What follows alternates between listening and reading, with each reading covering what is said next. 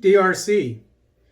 DR Congo's M23, a rebel group reemerges. This article is taken from the French newspaper AFP. A rebel group called the M23 has resurfaced in Eastern Democratic Republic of Congo, where it has clashed with government forces. Military authorities in North Kivu province have accused the M23 of being behind a helicopter crash Tuesday that killed 8 UN peacekeepers. The group has denied downing the aircraft and instead blamed the Congolese army. The M23 was born in 2012 among former members of a Congolese Tutsi militia that was once supported by Rwanda and Uganda.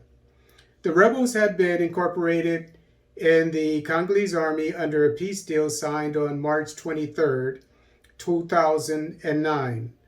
Some 3 years later, they mutinied, saying the deal had not been upheld.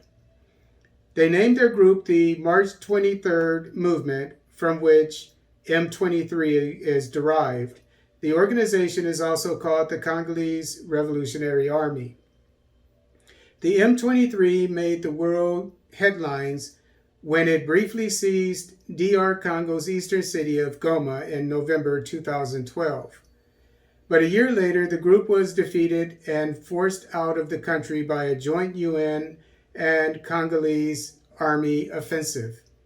After being defeated militarily, the M23 held talks with Kinshasa, while several hundred of its fighters holed up in neighboring Uganda and Rwanda.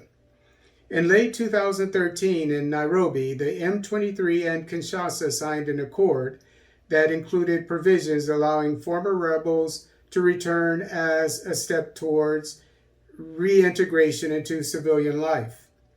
Scant progress on this initiative has become a major grievance. In early 2017, the Congolese government and residents of Rushuru reported that former M23 fighters had returned to the region. The UN's peacekeeping force, MONUSCO, also said it had seen multiple clues of his presence in the country.